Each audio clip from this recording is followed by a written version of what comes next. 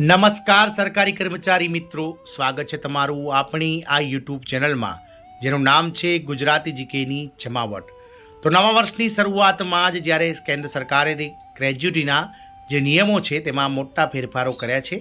કેન્દ્રીય કર્મચારીઓ માટે આ ગ્રેજ્યુટીના નિયમોમાં જે ફેરફાર થયા છે તેને લઈ અને મહત્વપૂર્ણ સમાચાર બહાર પાડવામાં આવ્યા છે। તો જાણીએ આજના વિડીયોમાં વિગતવાર કે કેન્દ્ર સરકારે ગ્રેજ્યુટીના નિયમોમાં શું મોટા ફેરફારો કર્યા છે અને જેનાથી કેન્દ્રીય કર્મચારીઓને શું મોટો લાભ મળશે તેને લઈ અને આજના આ ગ્રેજ્યુટી ફેરફાર નિયમોના વિડીયોઝમાં આપણે અંત સુધી બન્યા રહેશો।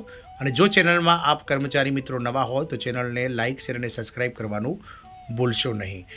તો કેન્દ્ર સરકારે ગ્રેજ્યુટીના નિયમોમાં ફેરફાર કર્યા છે કેન્દ્રીય કર્મચારીઓ માટે આ મોટા અપડેટ છે।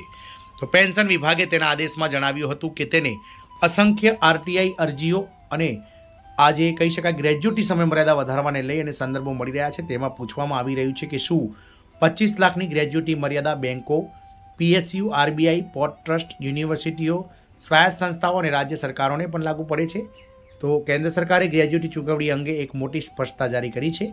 કર્મચારી જાહેર ફરિયાદ અને પેન્શન મંત્રાલય હેઠળના પેન્શન અને પેન્શનરોના કલ્યાણ વિભાગ એટલે કે DOPPW એ તેના આદેશમાં સ્પષ્ટ કર્યું છે કે 25 લાખ સુધીની મહત્તમ ગ્રેજ્યુટી ફક્ત તે કેન્દ્ર સરકારી સનદી કર્મચારીઓને આપવામાં આવશે જેઓ સેન્ટ્રલ સિવિલ સર્વિસીસ પેન્શન નિયમો 2021 અથવા central civil services national pension system હેઠળ ગ્રેજ્યુટી ચૂકવણી નિયમો 2021 હેઠળ આવરી લેવામાં આવ્યા છે, જેમને આ નિયમો લાગુ પડશે નહીં। આનો અર્થ એ થયો કે આ વધેલી ગ્રેજ્યુટી મર્યાદા બધી સંસ્થાઓ કે કર્મચારીઓને લાગુ પડશે નહીં, એટલે કે જાહેર ક્ષેત્રના ઉપક્રમો, પીએસયુ, બેન્કો, port trust, reserve bank of India RBI, સ્વાયત્ત સંસ્થાઓ, યુનિવર્સિટીઓ, રાજ્ય સરકારો અથવા સોસાયટીઓ સાથે સંકળાયેલા કર્મચારીઓને આ વધેલી ગ્રેજ્યુટીની રકમ મર્યાદાનો લાભ મળશે નહીં।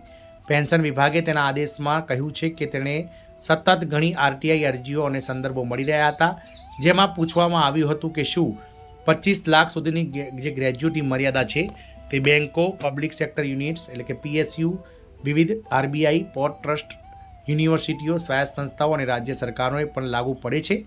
વિભાગે શું કહ્યું આ બાબતમાં? તો વિભાગે સ્પષ્ટ જણાવ્યું હતું કે આ નિયમો ફક્ત કેન્દ્રીય સિવિલ સેવકોને જ એટલે કે કેન્દ્ર સરકારના કર્મચારીઓને જ લાગુ પડે છે અને સોસાયટીઓ, બેન્કો, પોર્ટ ટ્રસ્ટ, આરબીઆઈ, પીએસયુ, સ્વાયત્ત સંસ્થાઓ, યુનિવર્સિટીઓ અને રાજ્ય સરકારો જેવી અન્ય સંસ્થાઓને આ લાગુ પડતા નથી।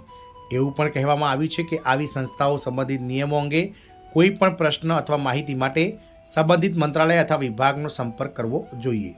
સરકારે ગ્રેજ્યુટીની રકમ મર્યાદા વધારી હતી। કેન્દ્ર સરકારે ગત 30 મે 2024ના રોજ જારી કરેલા એક જાહેરનામામાં કેન્દ્ર સરકારના કર્મચારીઓ માટે જે ગ્રેજ્યુટી રકમ મર્યાદા નિવૃત્તિ સમયે 20 લાખ રૂપિયા હતી તેને વધારીને 25 લાખ રૂપિયા કરી હતી। આ નિર્ણય 1 જાન્યુઆરી 2024થી અમલમાં આવ્યો હતો।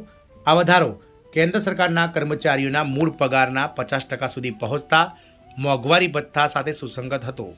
નિયમો અનુસાર જ્યારે પણ મોંઘવારી ભથ્થું 50% સુધી પહોંચે છે ત્યારે બધા ભથ્થાઓમાં 25% વધારો કરવામાં આવે છે। આ સાથે સરકારે નિવૃત્તિ ગ્રેજ્યુટી સમય મર્યાદામાં પણ 50% મોંઘવારી ભથ્થું પહોંચતા જ વધારો કરી દીધો હતો। આમ કેન્દ્ર સરકારના કર્મચારીઓ માટે સરકારે જે છે તે ગ્રેજ્યુટી નિયમોને લઈ અને જે છે તે મહત્વની બાબત કહી છે। જય હિન્દ, અસ્તુ।